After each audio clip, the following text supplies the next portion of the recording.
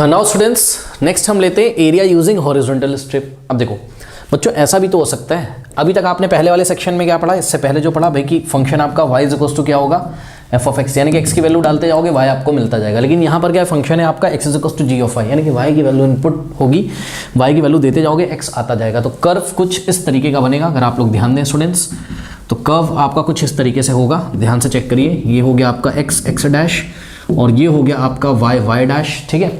तो यहाँ पर आप y एज अ इनपुट दोगे और आपको x मिलेगा। तो कर्व आपका जो लास्ट टाइम बना था वो कुछ इस तरीके का था, अब कर्व आपका कुछ इस तरीके का होगा, ये आपका कर्व हो गया, ठीक। उसके बाद area bounded by area capital A bounded by the curve x is equal to g of y axis the line y is equal to c and y is equal to d। अब ये y is equal to c क्या होता है, सोचो, x is equal to a क्या था, y के parallel, तो y इज इक्वल टू ये c और d कोई नंबर होंगे, ठीक है। तो y is equal to c किसके पैरेलल होगा, x एक्सिस के पैरेलल, ठीक है। तो देखो ये y is equal to c एक लाइन है, ये वाली लाइन क्या है आपकी y is equal to c है, और इसी तरीके से आपके पास कोई लाइन है ये वाली y is equal to d। तो जब भी y is equal to something दिया हो तो x एक्सिस के पैरेलल होता है, ठीक है। तो अब आप चेक कर लो, ये रहा आपका कर्व, कर्व क्या है आपका x is equal to g of y, ये लाइन है y is equals to c, ये लाइन है y is equals to d, और ये क्या है आपका, ये है y एक्सिस। तो area bounded by x is equals to g of y axis, y is equals to c and y is equals to d, यानी कि ये वाला एरिया आपको इस बार कवर करना है, ठीक है। तो यहाँ पर बहुत ईजी है बच्चों, करना कुछ नहीं है, यहाँ पर आप वर्टिकल स्ट्रिप नहीं बनाएंगे, ठीक है, यहाँ पर आप हॉरिजॉन्टल स्ट्रिप बनाएंगे। पिछली बार जब हमने स्ट्रिप बनाई थी तो याद करिए, जब हम ये स्ट्रिप बनाई थी ऐसे करके, तो ये स्ट्रिप परपेंडिकुलर थी किस पे, एक्स एक्सिस पे। अब हम जब स्ट्रिप बनाएंगे तो परपेंडिकुलर होगी वो, ये स्ट्रिप हॉरिजॉन्टल है, मतलब एक्स एक्सिस के पैरेलल है। पिछली बार स्ट्रिप वाई एक्सिस के पैरेलल थी, इस बार एक्स एक्सिस के, ये देखिए पैरेलल है। तो ये देखिए, ये वही हमारी स्ट्रिप है लास्ट वाली, A B C D, correct.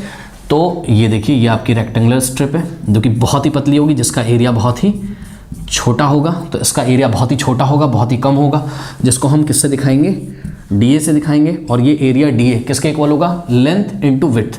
तो ये जो विड्थ है, लास्ट टाइम बच्चों विड्थ किसके इक्वल थी, DX के, लेकिन इस बार विड्थ किसके इक्वल होगी, DX के नहीं, DY के, ठीक है। तो क्योंकि ये y एक्सिस पे आ रहा है, ध्यान चेक करो, इसकी विड्थ कहाँ आ रही है, DC की लेंथ कहाँ आ रही है, y एक्सिस के लॉन्ग, तो इसकी जो विड्थ होगी वो होगी इस बार DY, ठीक है। और ये जो लेंथ है, देखिए ये जो लेंथ है, ये लेंथ है x, और x क्या कर रहा है, x क्या करेगा, वेरी करेगा, x क्या करेगा, वेरी करेगा, ठीक है। क्यों वेरी करेगा, ध्यान चेक करो, अगर हम ये स्ट्रिप यहाँ बनाएं तो इसकी लेंथ x इतनी रहेगी, अगर हम ये स्ट्रिप यहाँ बनाएं तो x देखो चेंज हो जाएगा, x अब x इतना हो गया, ठीक है। स्ट्रिप अगर हम यहाँ बनाएं तो x थोड़ा और बढ़ जाएगा, फिर स्ट्रिप अगर हम यहाँ बनाएं तो x थोड़ा कम हो जाएगा। यानी कि स्ट्रिप जब चलेगी यहाँ से यहाँ तक, कहाँ से कहाँ तक, y is equal to c से लेके y is equal to d तक। जब स्ट्रिप चलना शुरू करेगी y is equal to c से y is equal to d तक, तो ये पूरा एरिया एक तो स्वीप कर जाएगी, साथ में इसका x बार बार, यानी कि इसकी लेंथ बार बार चेंज होती जाएगी, ठीक है। तो बहरहाल आप स्ट्रिप ABCD पे कॉन्सेंट्रेट करिए, इसकी लेंथ कितनी है x और विड्थ कितनी है dy। तो लेंथ इनटू विड्थ, ये आ गया आपका स्ट्रिप का एरिया। अब अगर आपको टोटल एरिया निकालना है, area bounded by curve y is equal to c, y is equal to d and x axis, sorry x axis कह रहा हूँ, y एक्सिस, ये वाला पूरा एरिया अगर आपको निकालना है तो मैंने बोला ना, ऐसी बहुत सारी एलिमेंट्री स्ट्रिप्स होंगी, सभी एलिमेंट्री स्ट्रिप्स का एरिया कितना होगा, DA DA DA DA, सबको जोड़ दो, और जोड़ने का काम कौन करता है, इंटीग्रेशन, सबको ऐड कर दो। तो इंटीग्रेट हमने बोथ साइड कर दिया, ठीक। अब DA का इंटीग्रेशन तो हो गया A, यानी कि टोटल एरिया आ गया, ठीक। कौन सा टोटल एरिया आ गया, जितने एरिया में स्ट्रिप ने स्वीप किया, ये ऐसे स्वीप किया, कहाँ कहाँ, between the curve y axis, y is equals to c and y is equals to d, इस एरिया में इस स्ट्रिप ने स्वीप किया।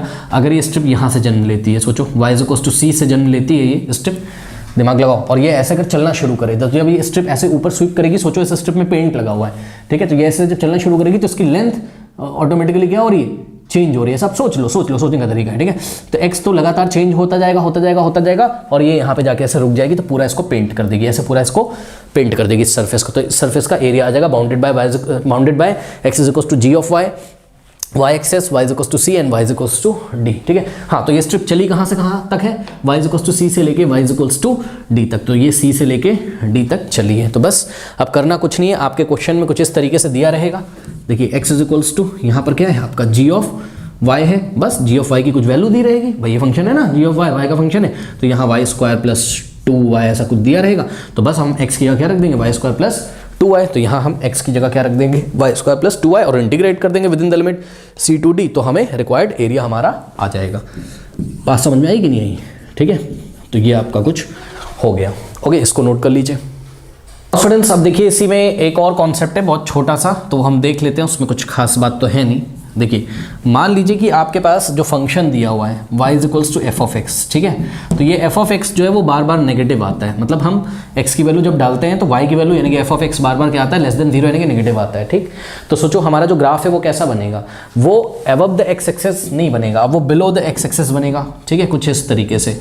तो अब हमारा जो ग्राफ है वो कुछ कर्व का इस तरीके से हमारा ये ग्राफ आ गया। ठीक, तो ये हमारा y equals to F of x का ग्राफ है। ठीक, क्योंकि हम x की वैल्यू डाल रहे हैं और बार बार हमें y की वैल्यू नेगेटिव मिल रही है, यानी कि एफ ऑफ एक्स नेगेटिव मिल रहा है। ठीक, तो सोचो ना x डालते जाओगे y नेगेटिव आता जाएगा, तो आपको पॉइंट्स यहीं तो मिलेंगे ऐसे करके। ठीक है, तो ये कर्व हो गया। ठीक, अब यहाँ पर आपको फिर से वही चीज़, area bounded by y equals to F of x, x axis x is equals to a and x is equals to b निकालने के लिए बोला गया है। तो सोचो x is equals to a कोई लाइन होगी जो कि y के पैरेलल होगी, x is equals to a, ये वाली लाइन क्या है, x is equals to a है। ओके, और यहाँ पर x is equals to b, ये वाली लाइन है। ठीक है, बहुत ही ईजी चैप्टर है, इसमें कुछ भी नहीं। अब देखिए ये वाला एरिया आपको निकालना है, x is equals to a, x is equals to b, curve y is equals to F of x and x axis. तो ये एरिया जब आपको निकालना होगा तो करना यहाँ पर कुछ नहीं है, आप यहाँ पर एक स्ट्रिप बनाओगे ऐसे। ठीक है, ये रेक्टेंगुलर स्ट्रिप बनाओगे और ये जो रेक्टेंगुलर स्ट्रिप होगी इसकी विड्थ कितनी होगी, dx लास्ट टाइम की तरह ही, और इसकी जो लेंथ होगी वो कितनी होगी, y होगी, और y एक वेरिएबल होगा, ये स्ट्रिप चलेगी तो y क्या करेगा, चेंज करेगा। ठीक है ना, वेरी करता जाएगा। तो करना कुछ नहीं है, यहाँ पर जो एरिया आएगा ये वैसे ही लेंथ इंटू विड्थ यानी कि y इंटू dx, और इसको हम इंटीग्रेट करेंगे कहाँ से कहाँ, x is equals to a से x is equals to b तक, सब कुछ वैसे ही चलेगा।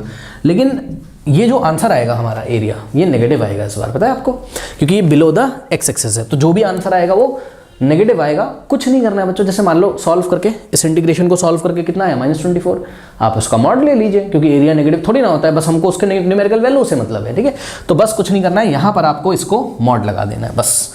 तो mod of integration of what y dx from limit a to b, कोई खास चीज़ नहीं है। और यहाँ पर y की जगह आपको f ऑफ x भी लिखा हुआ दिख सकता है। तो integration a to b f of x dx, और ये जो भी इंटीग्रेशन आएगा क्योंकि ये माइनस में आएगा तो एरिया नेगेटिव हो नहीं सकता, क्योंकि हम एरिया निकाल रहे हैं, तो बस इसका कुछ नहीं लेना है, इसका हमें मॉड ले लेना है। ठीक है, एक तो ये बात है। यहीं पर अगर हम आपको दिखाएं एक और कर्व, कि मान लीजिए आपके पास कुछ कर्व इस तरीके से है, ये देखिए बच्चों, ये ऐसे करके आपके पास यहाँ पे कोई कर्व है। ठीक है, तो ये आपका कॉन्टिन्यूस कर्व है, y is equals to F of x obviously, तो ये आपका y is equals to F of x. ठीक है, ये बच्चों है आपका x is equals to a, कोई लाइन दी हुई है, तो ये देखिए ये एक लाइन है आपकी x is equals to a, correct, और ये कोई आपको लाइन दी हुई है, मान लीजिए x is equals to b दी हुई है। ठीक, अब देखिए आपको एरिया बाउंडेड बाय, वही क्वेश्चन है आपका, area bounded by the curve y is equals to F of x, x axis x is equals to a and x is equals to b। तो सोचो कौन कौन सा एरिया आ जाएगा। देखो कर्व ये रहा,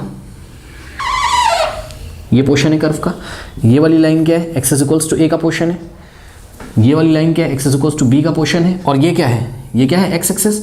तो बस अब देख लो जहाँ जहाँ मैंने डार्क किया है उससे बाउंडेड एरिया आपका कौन सा हो गया, दिख रहा होगा सबको। ये रहा आपका कर्व वाला पोर्शन, ये x एक्सिस है, ये x is equals to b वाला पोर्शन है, x is equals to a वाला पोर्शन है, यानी कि एक तो ये वाला एरिया कवर होगा आपका, चेक करो ना, ये वाला area bounded by what, x axis x equals to a curve, और ये वाला जो एरिया है ये bounded by x axis curve and x equals to b। तो अगर यहाँ का एरिया है क्या, a1, वो हम आपको निकाल के दिखाएंगे अभी, उसके लिए परेशान ना हो, और ये वाला जो एरिया है वो क्या आ जाएगा, a2। तो जो टोटल एरिया रिक्वायर्ड है bounded by the curve x axis x is equals to a and x is equals to b, तो टोटल एरिया जो होगा आपका a टोटल वो कितना हो जाएगा, सोचिए, वो हो जाएगा आपका a1 प्लस a2। लेकिन अब यहाँ पे खास बात ये है कि फिगर में आप देख सकते हो a2 तो आपका अबव द x एक्सिस आ रहा है, ये x एक्सिस ना, ठीक है, तो a2 तो अबव द x एक्सिस आ रहा है, यानी कि a2 तो आपको ऑटोमेटिकली पॉजिटिव मिलेगा सॉल्व करने पर। बट जब आप a1 निकालोगे, वो कैसे निकालोगे क्वेश्चन में आपको बताऊंगा, तो a1 तो आपको नेगेटिव मिलेगा, तो नेगेटिव का कुछ नहीं करना है आपको, बस आपको न्यूमेरिकल वैल्यू लेना है, मॉड ले लेना है। तो a total is given by what, mod of a1 plus a2। इसका मॉडुलस ले लेंगे, मान लो इसका आंसर है -32 तो हम 32 लिख देंगे, बस कोई दिक्कत नहीं है। ओके।